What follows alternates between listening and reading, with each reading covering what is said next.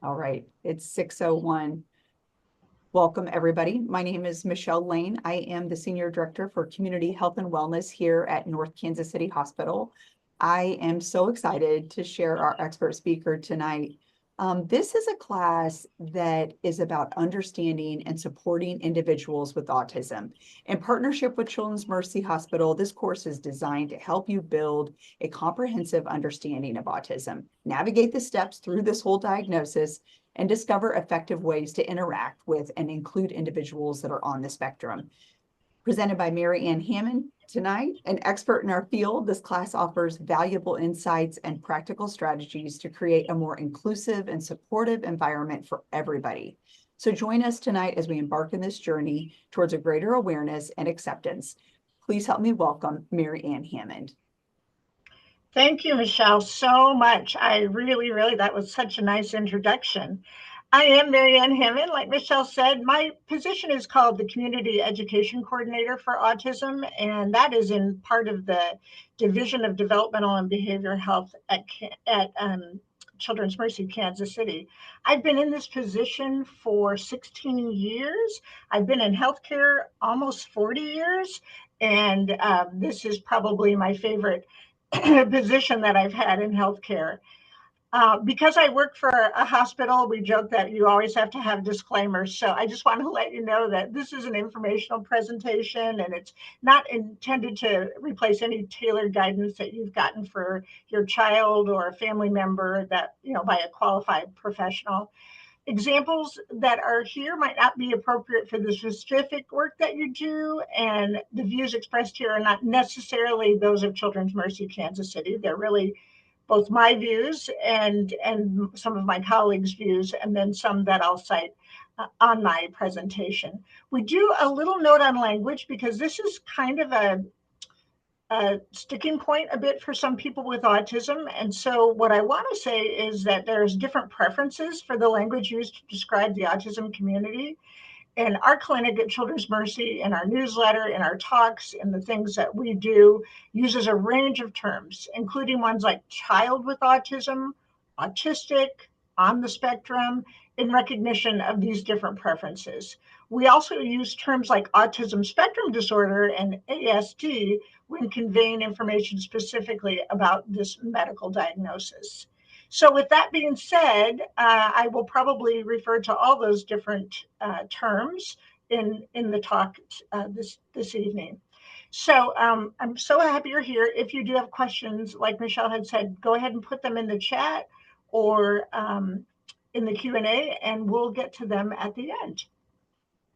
So what really informs my work more than anything else is my husband and I have 3 kids, and this is Kaylee, and she is our oldest. And Kaylee is 31 years old, although I think she looks like she's about 15. And Kaylee is beautiful and she's loved. Her superpower is really being a remarkable judge of character. It's really remarkable. She has a profound intellectual disability. So she actually kind of sits at about 12 to 18 months old cognitively. She has severe autism. And I would say probably her very biggest disability of all is that she's unable to speak. So she's nonverbal. And of course, that's not everyone with autism, but it is a certain percentage, about 30 to 40% of people with autism are nonverbal. So I'm going to talk a little bit about the diagnosis itself and how we define it. It's a neurodevelopmental, it's a brain-based disorder, and it begins in utero. So you're born with it. Currently, in 2024, 1 in 36 children have autism.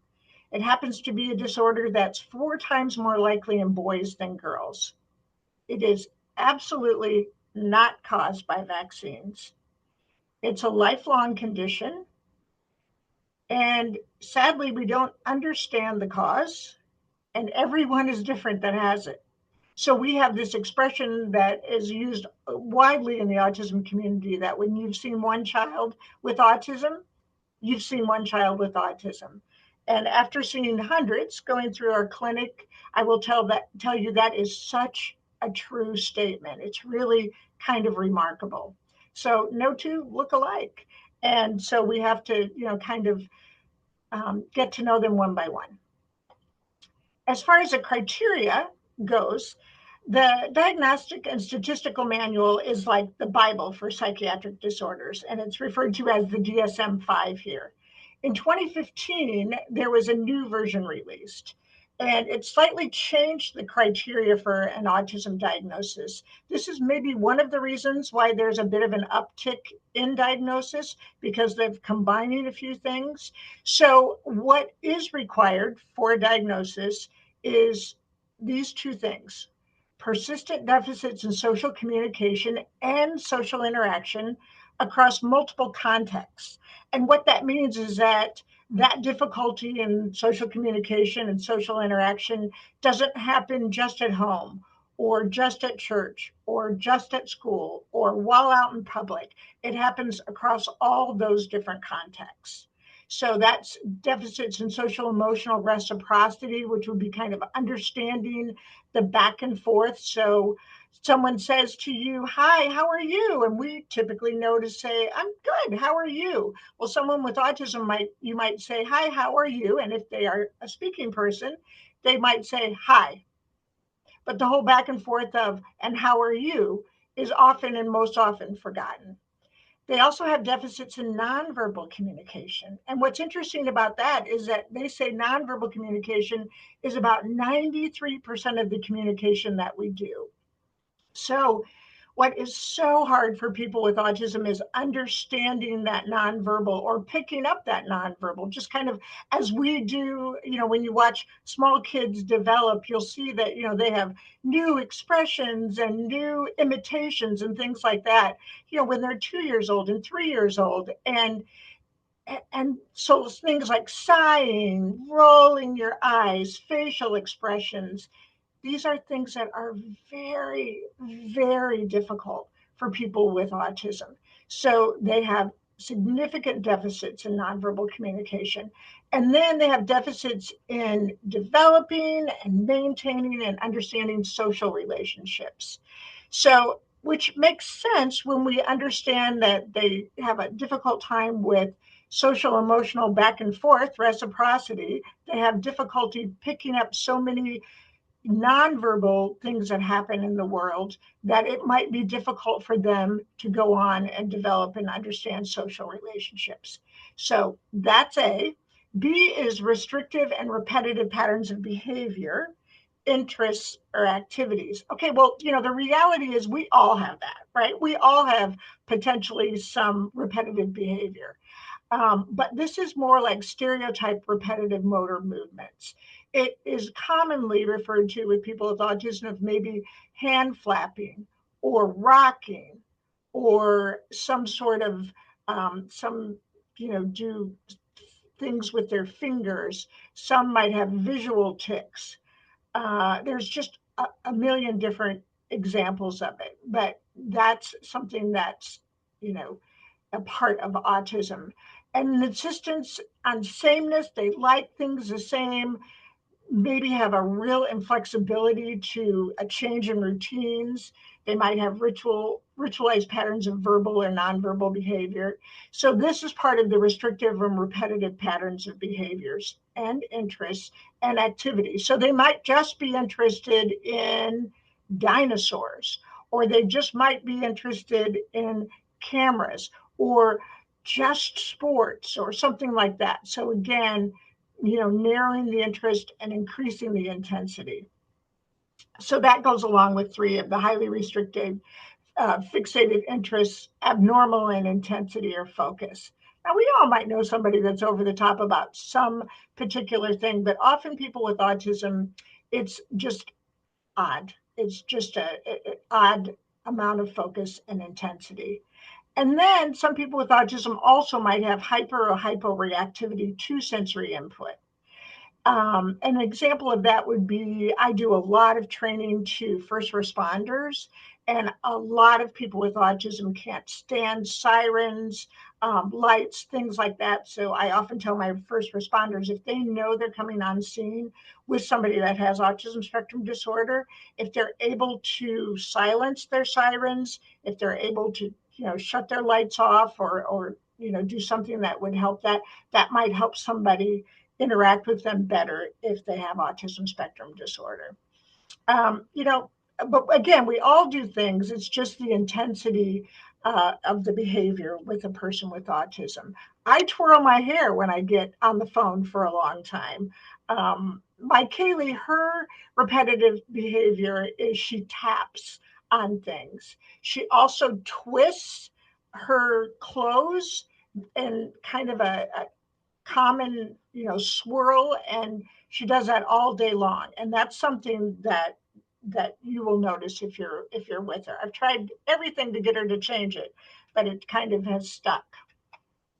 And then when we diagnose someone, we also give them a level of support. And I'm going to talk about diagnosing more in our clinic here in a few slides. But levels of support really creates or communicates current needs rather than a permanent degree of impairment. And it's not used to minimize the impact or deny someone of services. One of the downsides of it is that these particular levels fail to highlight strengths. And we know that people with autism have some really significant strengths as well. And what we tell families when we now give a level is that because you might be a level 3, which here says, I'm not sure if you can see it, but it says requires very substantial support. So that might be somebody that needs to have a paraprofessional all the time in the school setting. Level 2 might be requiring some support, and level 1 is requiring support, but so might have some difficulty with social interactions and need to be guided on that, but not having someone by their side helping direct them continuously. The reality is we hope a level 3 that we give a diagnosis to can make it to a level 1 with good therapies and good teaching and good having good mentors. But so we really don't know. All it's saying is at the time of diagnosis, this is what level that you are.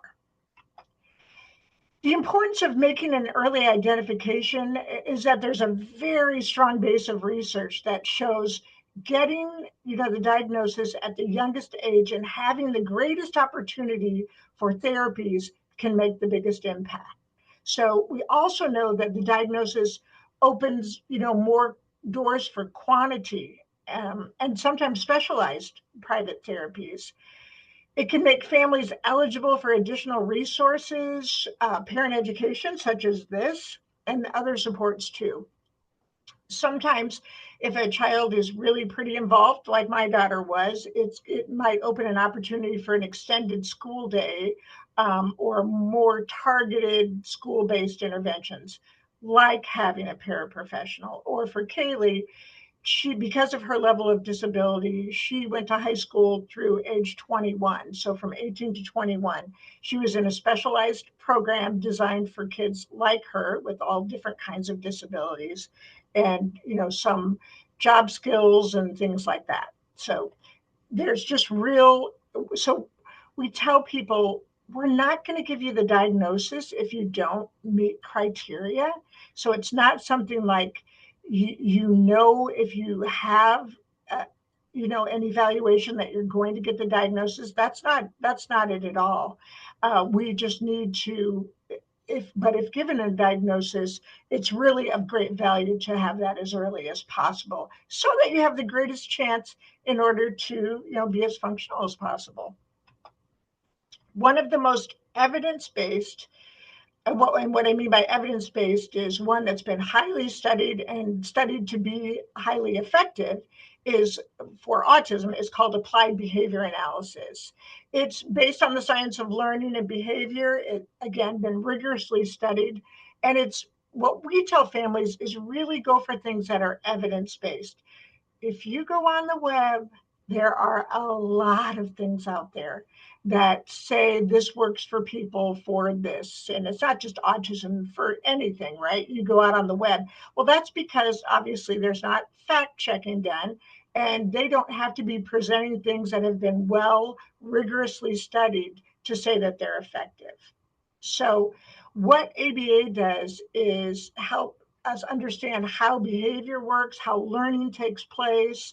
It applies to our understanding of real situations with kids and adults. I mean, they do ABA type of activities, often through adulthood. So the goal is to increase the behaviors that are helpful and decrease the behaviors that are harmful and that can affect learning. So when a kiddo is really little and might be getting ABA, has a diagnosis, they might simply be working on learning to learn skills or being under, behavioral control. Like they will sit at a table or sit on a chair and attend for a few minutes. So those are some of the simple, nuts and bolts things that they might work on very, very early on. We also know that ABA therapy can increase language and communication skills. That's a big help. It might include improving attention or focus, memory, and helping with academics. So this is, again, the primary research-supported approach for helping kids with autism. ABA is called a lot of things, and if you go out there, you might see that there's some negative things that are written about it. But the reality is, all kinds of things equal ABA. It's just not sitting at a table and teaching a child how to do something and then telling them they're wrong if they don't do it right. You might be using point systems or sticker charts that a lot of us use when we're trying to, get a kid excited about, forming some behaviors that you want to reward them for. I mean, we do this with our typical kids as well.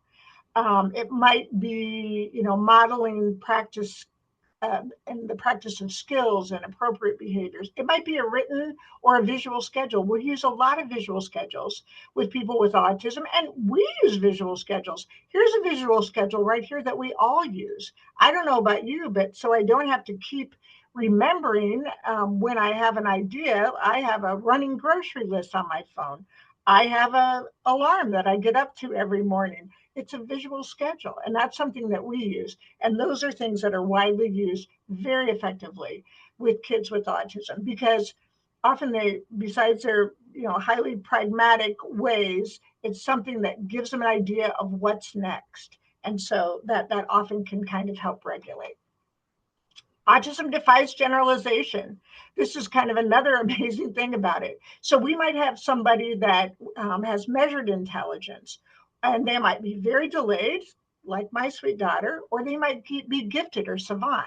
As far as social interaction goes, they may be very, very social and very active, or they may be very aloof and not really wanting to engage. With communication, they might be non-speaking, like my daughter, or hyperverbal. And we all know people that are like that. Kaylee has a dear friend that is so smart and so interested and wants to ask you a million questions and just fires them off one right after the other. And so sometimes when I'm with her for a long period of time, I realize how quiet Kaylee is and how active this other sweet person is. So that we would call that hyperverbal. Usually they want to talk about things that are of interest to them. That's part of the autistic quality. Restrictive and repetitive behaviors might be interfering. So you might find them really, kind of off-putting, or they might be very functional. And their sensory profile might be sensory averse. They might not want you to touch them. My daughter does not really, she wants to be touched on her own terms. So like I'm very demonstrative with my affection. So when I get her up in the morning, usually I try and give her a hug or a kiss, and she just usually pushes me away. So it's all on her terms. But if she is seeking, affection, she'll just come and put her head, she's shorter than me. She'll just put her head on my shoulder. Or a lot of times I can feel her very close to me. She gets very, very, she doesn't understand that personal bubble. So that might be sensory seeking. So it's not either or, you can be both on the sensory profile. Motor skills might be from uncoordinated to very coordinated. I was just reading the other day, I'm a big sports fan, and I was just reading the other day about a D1 basketball player that has autism. And I thought, how great is that? And, that's been more identified, I think, out in the public lately. I think there's been a big spotlight on sports. And I have a son who was a college athlete, and he says he's played baseball with some people that would be on the spectrum, and they do really, really well. The high intensity focus can really work to their advantage. There's also co-occurring conditions with autism. So kind of as if what goes along with it isn't enough, there's often mental and behavioral health concerns, meaning that sometimes there's attention deficit hyperactivity disorder. Clearly, my daughter had that and is treated for that. As they age, there can be a little uptick of anxiety and depression. There also can be anxiety earlier on. Often depression might come in their teen years, and when they sort of realize that they're maybe not being included as much as other peers and things like that, and that makes them sad. There can be other developmental delays, some learning and speech problems. Again, like my daughter, some intellectual disability, some fine, gross motor problems. And then, as far as medical concerns go, about 30% of people with autism have seizure disorders. Probably an even larger number than that have GI problems that can do with eating and affect feeding and toileting, of course, because what we eat has to come out. So a lot of kids, there's a lot of sensory things going on with toileting, and so that can be a really hard thing for some people with autism. And then sleep problems. So I'm so happy I have a fabulous sleeper. She dive bombs into bed at 8 o'clock at night and sleeps in all night long. So, but a lot of families don't have that. So these are just some other concerns that can go along. As far as medication and medical support, there's no medicine for autism. Like I just showed you, there's medication often used for medical challenges that go along with it, like GI conditions. For example, my daughter takes 3 different GI medicines. Neurological, if they have a seizure disorder, they most likely would take something to help with that. So often those involve seeing other clinics and having other medical assessments, and some interventions would be recommended. Again, medication can be helpful for some of those co-occurring mental health challenges, but usually we kind of work on behavior supports first. So they're rarely a first line choice. We also consider the same, quality indicators we also discussed. So is what's being used evidence-based? Has it been found to be helpful? Has someone measured outcomes? So we have to be really careful about things like that.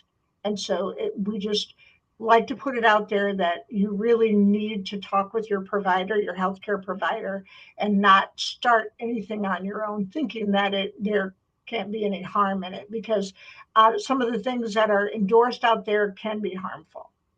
And not all primary care physicians or family physicians are experienced with medication management for people on the spectrum.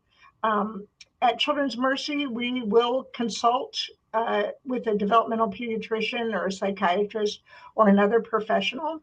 We have this line that's called 1-800-GO-MERCY, and that's when you can talk to a professional if you're a primary care provider and need help with understanding what might be the right thing to use, or consult on that.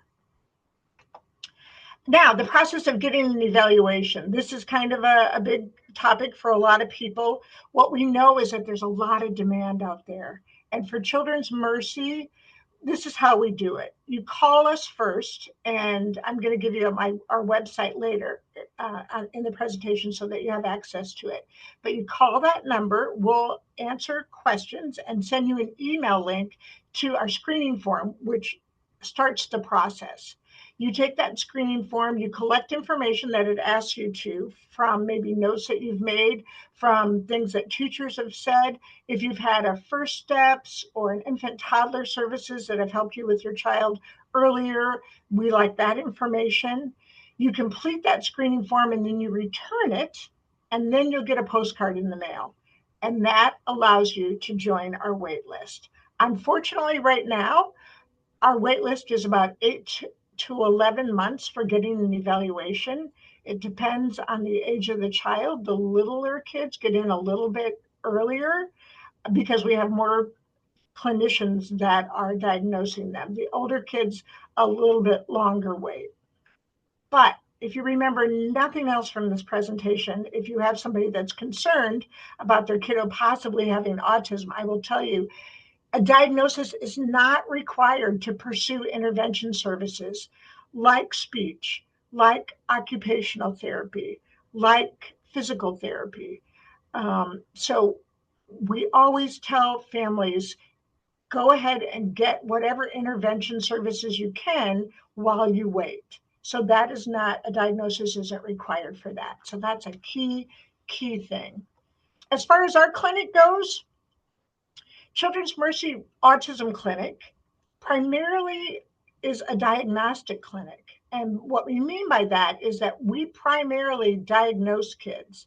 Last year, we saw between 11 and 1,200 children for a diagnostic clinic. So that's a lot of kids. And that's why there's a wait. But I will tell you, our waits are shorter than a lot of other national waits. So we're really, really trying hard. And we've increased our staff to respond to the need for how many people are needing to get an evaluation. So we're a diagnostic clinic. After a diagnosis, a person that has been diagnosed in our clinic gets a call from one of our family resource specialists. That's a nurse or a social worker who provides a wealth of information on what we recommend as the next steps. So to be clear, Children's Mercy really pushes most of those services back out to the community. So again, we primarily operate as a diagnostic clinic. However, we're really into education. Similar to what you're getting here tonight, we offer free monthly trainings on many different topics to do with autism. And I put the link here, and I'll make this available in my references at the end of the presentation as well. So again, after a diagnosis, you talk with a family resource specialist that provides resources. Or an example would be of local ABA providers. We absolutely tell families to go ahead and connect with their state services as soon as possible. Waiting lists are long, long, long there. I think on one side of the state line, it's 7 to 10 years. On the other, it's 3 to 4 years. So you want to make that call right away, knowing that you might not get services right away as far as what they provide. You can still, do different therapies, but it's a waiting game. And so the earlier, the better. We also tell families and family members and friends and anyone that deals regularly with a child or an adult with autism, learn more about the diagnosis, become an expert in autism, dive into our many trainings that we have available online for free.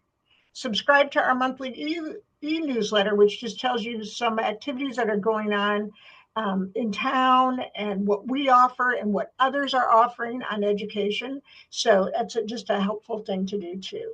And that's the link to it there. So what is a Medicaid waiver? Well, a Medicaid waiver is Congress passed a revision of the Social Security Act in 1981. And this law included additional services that were not previously provided by Medicaid. It gives states the ability to provide home and community-based services. So for example, my daughter Kaylee, because she's on a Medicaid waiver, I have help. I have help in my home from 2:45 to 5:45 every day. Now I have to find the help and I have to train the help, but they, because of our waiver, that's what pays these helpers. So this is really incredibly helpful. I mean, this is how I can work because my day doesn't end at 2:30 and many others. I'm just giving you an example. So we tell families, go to medicaid.gov, learn more about Medicaid waivers, and if you can take advantage of them. As far as Missouri, we also tell families to contact their regional office right out of the gate, right away. And like, for instance, Kansas City, Missouri, it's the Kansas City Regional Office. In Kansas, they have what's called Community Developmental Disability Organizations, or CDDOs. And so, again, depending on your county, that's who you would contact. These are agencies that serve a family again, determined by the county where they reside. And both states provide services through the Medicaid waivers, both Kansas and Missouri, but the waivers are different in each state. And most importantly, they're not portable between states. Very sad that they're not, because obviously some of us live and cross the state line every day. I'm one of those people, but I can't get services. We live in Kansas, and so I cannot get Kaylee services in Missouri. That's just the way it works. So again, and if you do switch states, because if somebody switches just thinking, well, it's better over here, what I want to tell you is you lose your services in that state and you go on the waiting list in this state. So you really want to think about it and be well advised before doing something like that. So why are the Medicaid waiver services important? Services can be expensive and difficult to find. So it's a lifelong disorder. So often we need ongoing services. Private health insurance might cover some, but might not cover certain supportive services. And so it can be an add-on to that. Again, it's a lifespan, and so that's a consideration. And you might not always have family or friends that can help meet life's challenges. So the waiver can really, really come in handy. Autism treatment, what do we offer and how do we support that at Children's Mercy? Well, kind of similar to what you're getting now. Like I said, we have numerous trainings on autism related topics on our website. So this is just a screenshot of our autism clinic website.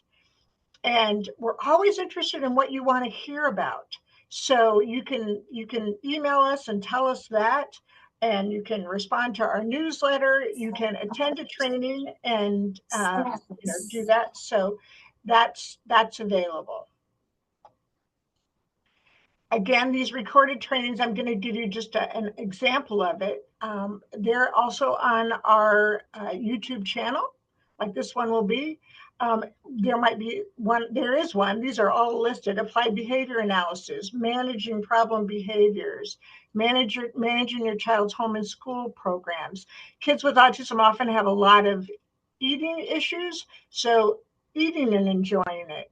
Toilet training, like I say, can be an issue. So toilet training part 1 is urine training. Toilet training part 2 is bowel training. Sleeping 101. On up the lifespan to dealing with puberty and sexuality and making a life plan, guardianship, things like that, options to guardianship. So these are all considerations, and they're all things that we have training on. You don't have to register. All you have to do is go to our website, go to that page and click on a training, and you'll be there. So we get thousands of hits on these trainings every month. Something that's a relatively new thing that we do offer at Children's Mercy is what's called the Ruby Autism Parent Coaching Program. This also has a little bit of a wait list, but again, it's worth getting on the wait list for. Not years, just a few months. Ruby stands for Research Units in Behavior Interventions.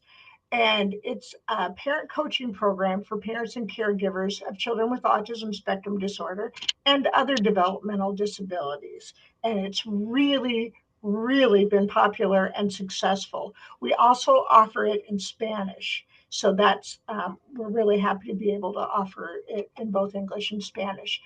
Who benefits from it? It's a parent training. So it provides parents with skills and strategies to essentially decrease problem behaviors. And the age range of kids that we're talking about is from 2 to 7 years old. That's who Ruby is designed for. It's done in a group setting via telehealth, and parents meet weekly with their therapist to work through the program. So there's a manual and everything to go along with it. They follow chapters and they have homework and things like that. And it's a 11-week program. So that's called Ruby. I also had talked about offering a little perspective from the autism community itself. And in recently preparing for another talk about telling family and friends about your child with autism, I came across some of this information that I'm about to share, and I just thought it was so very helpful. So this is from the perspective of a person with autism. Um, Tips for helping someone: you might modify the environment to set them up for success if you're going to be with someone with autism. So have something that's not too visually overwhelming or audibly overstimulating. Ask the person what they prefer or give them a choice, such as, do you prefer the lights on or off? Do you like the door to the room open or closed? Do you like to sit or stand? Often it really helps too if we tell them what to expect, what's going to be happening, maybe providing that visual schedule that I talked about earlier. That can be super, super helpful. Autistic people have a full range of emotions and hopes and dreams and fears. And I loved the saying that they're just like you on the inside. They don't want to be left out, teased, made fun of, laughed at. But because of their laser beam brain, highly focused, sometimes they don't know how to act in certain situations. And sometimes they can get it wrong. But so can we sometimes. I loved that. Autistic people can suffer from sensory hypersensitivity, which increases discomfort and results in sensory overload. Everything is notched up 10 times for your autistic friends and your classmates. So if something bothers or distracts you, like noise in the gymnasium, it probably bothers your autistic friend 10 times more, as an example. Regarding stimming behaviors, that's the maybe rocking or flapping or, you know, making gestures with their hands. If you see a classmate flapping their hands, chewing on their shirt, rocking in their seat, or doing some other physical gesture repeatedly, recognize that at that time they don't feel comfortable in their own body. And at that moment, it's not their fault. This is how they calm their body. When you feel uncomfortable, what do you do to calm yourself down? So just understand that dysregulation is part of autism. This is something I tell my first responders a lot. I say, if they're flapping or if they're rocking, unless they're hurting themselves, don't stop that activity because they're going to get calm quicker than if you try and stop that. If you try and put their hands down or if you try and stop the rocking, that's only going to set them off, in another direction. So we just have to be mindful of what calms them down and what works for them and be respectful of that. Be compassionate. Be kind to your autistic classmates. Having autism is a bit like being a left-handed person in a right-handed world. The world we live in was not built for the way their minds work. So everything is much harder for them than it is for you. So take home points, and this is getting close, so you're going to have a good amount of time for questions. Autism, again, is a lifelong neurodevelopmental difference. People with autism have many of the same wants and dreams as you and me. Learn ways that you might make an environment more tolerable for those with autism. Become an expert on autism. Connect with services if you've received a diagnosis or if you have a child that you take care of or love that has received a diagnosis. Connect with those services as soon as possible because wait lists are long. Evidence-based therapies can make a huge difference. And in general, just practice compassion and play to strengths. But you don't need to be afraid of someone with autism that's doing something differently. Even though they often can encounter people, like for instance, with law enforcement, they're 7 times more likely to deal with law enforcement, but it's almost always nonviolent. So it's just people that are doing things that look strange to people or might make people uncomfortable. So this is just, just be aware that, we just all have to practice compassion and play to strengths. So I hope you can use some of the education that we provide at Children's Mercy. There's also a very good guide provided by Autism Speaks that is the 100-Day Kit, which is one that we often refer to families after they've received a diagnosis. We often also tell them to take a 30-day fast from the internet as far as looking up other things and kind of settle in and, not be confused by some things that seem like, they would be a help. So go with the evidence-based things and learn, more and more about it so that you can really play to those strengths. So I have references here. I was going to give one example. This is just a simple example. And you say, well, how could you practically, really, how could you practically? I'm from a very large family. And my daughter, we go to a lot of things. We're a very social family. And I have 3 of my 6 siblings that live in the Kansas City area. And so, like, when we spend holidays and things like that, Kaylee can get very overwhelmed by a lot of noise. The cool thing is she really knows the people that love her and she responds to that and she gets very excited to see those people. But after a period of time, often on the holidays, for instance, we find kind of what we call a safe room for her in whomever's house we're in. Sometimes it's in my house. That's why I host quite a bit because she has her own room with her own things. But we often take a backpack full of things that will be helpful and maybe a preferred toy that she has and set her up in a quiet room or a quiet space. We've done it in bathrooms before. We've done it in a spare bedroom. We've done it just in a quiet basement storage room. We've done it all, but it's just an opportunity for her to get away. So that's just one example of something that you could do for someone. And people, we love to be asked about the strengths of our kiddos. So, don't be afraid to ask questions or, ask as to how to understand it better or more and how it affects their child. Just like our kids that don't have special needs, just like our typical kids, we all like to talk about our children, and our kids with autism are no different. So here are the references that I have, and I'll provide this PowerPoint for your use. And I know it's just a touchstone of what's available out there, but I hope that you gain some things from this that you can be encouraged to interact and learn more about. And I will take any questions that you might have. So I'm going to stop sharing my screen so I can show if you have any questions. That was amazing, by the way. I thought that was absolutely so helpful and so poignant, and you made some really great points. It looks like we do have a couple questions in the question box. Can you access them and read them yourself, or do you want me to read them to you? What's your way of learning? Let's see, it looks like I can. Okay. Yeah, I can. Does the diagnosis have to come from Children's Mercy to attend the Ruby program? Very good question. No, it doesn't. So could it be diagnosed by a private provider? Yes. So thank you for asking that. Sometimes I don't think of getting all the details. And saying that, I will also tell you that we're not the only diagnostic place in the city. Of course, KU diagnoses. Sometimes there's private providers that diagnose as well. So it's available. You just have to follow the same intake. And so it's been a highly successful program. I've been able to sit in on some of the sessions to learn myself and what they're covering. And I so wish it would have been available when my child was small. So yes, you may. So thank you. Thank you for asking that.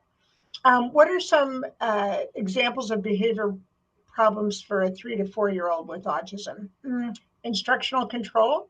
So they might not want to sit down and stay put anywhere. They may have just some dysregulation because like I said, if the setting is just too busy and chaotic, that often, because of their hypersensitivity often to stimulus around them, that can kind of set them off. They might not like those loud sounds. You see a lot of kids with autism like when I go to the Royals game, I love it when I see kids with autism or people that just have sensory sensitivities, but I see a lot more of the noise canceling headphones, which are highly effective for kids that allow them to go to their siblings game or, something like the Royals where they might not be able to tolerate all that noise in a setting, but using, something like that. So that's just some other examples. They also may not like to eat anything but chicken nuggets or pizza. So sometimes they have a real restrictive way of eating. Um, so those are just a few examples I can think of somebody in that 3 to 4 year old age. I mean, my child, oh, she was just like a whirling dervish. I mean, we would go into somewhere, and I feel like I was a pretty good parent. I was on top of things, but like I would just see what she could take out. Man, I would, I would remove that vase that looks to be precious. I would, take somebody's drink that's on the countertop because I knew she was either going to take a sip out of it or she was going to knock it over. I mean, and on and on and on. It was just like, what can I take out to make it a situation where I'm not just doing damage control. So those are some of the things with the younger kids.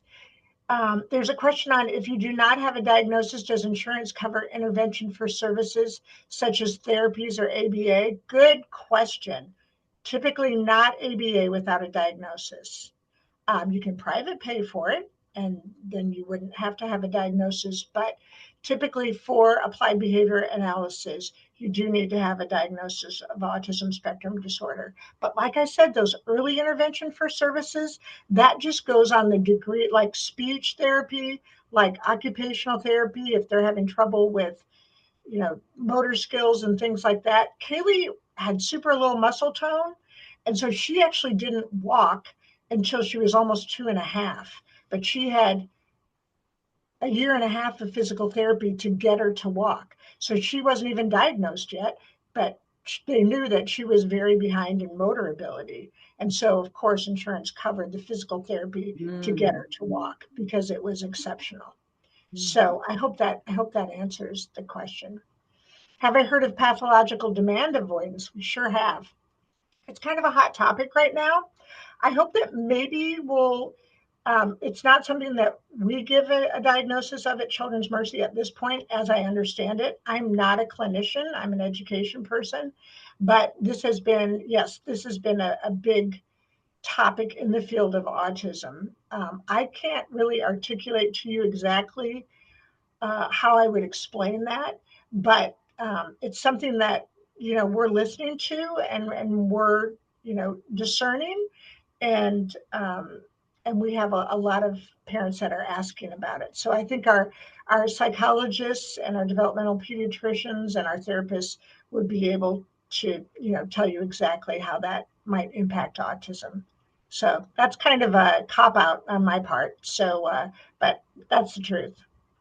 Are kids with autism more prone to tantrums? Okay, I will tell you, yes, they are, because again, it's a lot. It's like all that sensory stuff is on steroids. So the typical kid that might be beside them is hearing 1/10 of what they might be hearing, and so yeah, it's possibly more likely to result in tantrums.